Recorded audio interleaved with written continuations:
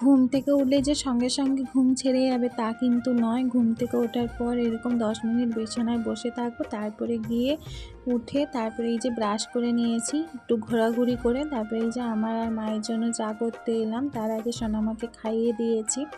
আর সোনামাকে হচ্ছে আজকের অন্য কিছু খাইয়েছি, ওটস খাওয়াইনি, ডালিয়া করে খাইয়ে দিয়েছি। আর এদিকে হচ্ছে দেখো দুপুরে রান্নার জোগাড় করছি।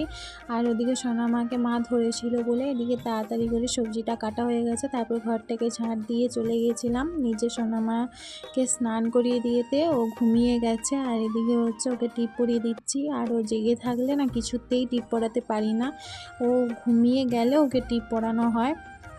আর এদিকে হচ্ছে জামা কাপড়গুলো তুলে নিয়ে এসেছি, আর যেগুলো ভিজা সেগুলো মেলাই আছে। আর রান্না কত দূর এগিয়েছে সেটা দেখতে এসেছিলাম। মাছের ঝোলটা প্রায় হয়ে গেছে। এদিকে হচ্ছে আমি স্নান করে একটু ছাদে এসেছি রোদে, তারপরে হচ্ছে নিচে নেমে এই যে খাওয়া দাওয়া করলাম।